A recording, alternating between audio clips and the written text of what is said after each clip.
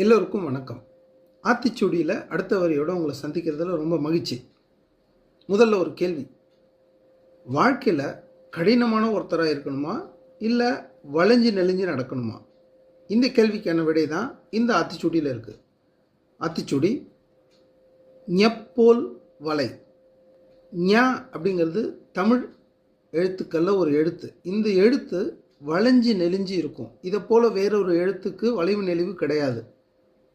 அதைப்போல் வாழ்க்கையில் நாமளும் வளைஞ்சு நெளிஞ்சு நடக்கணும் அப்படிங்கிறது தான் இந்த ஆத்திச்சூடியில் அர்த்தப்படுது. ஞ அப்படிங்கிற அந்த ஒரு எழுத்துக்காக ஞகர வரிசையை நம்ம சுவடியில் எழுதுகிறோம்.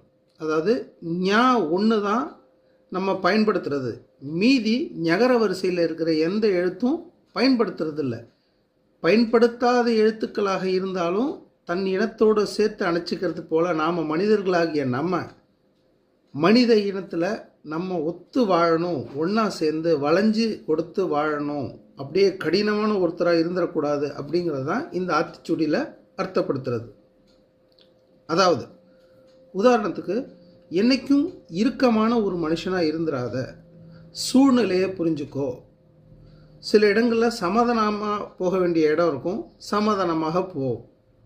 எல்லார் கூடவும் ஒரே மாதிரியாக நடந்துக்க முடியாது, எல்லா நேரத்திலையும் இறுக்கமான முடிவுகளை எடுத்துட முடியும். கேட்டு புரிஞ்சுக்கிட்டு சமரசமாக சிந்திச்சு ஒத்துப்போகிற மனசோட வளைஞ்சு நெளிஞ்சு வாழ்.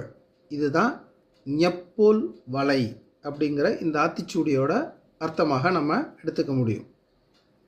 மீண்டும் அடுத்த ஒரு ஆத்திச்சூடி வரியோட உங்களை சந்திக்கும் வரை விடைபெறுவது உங்களில் ஒருவன் நான்.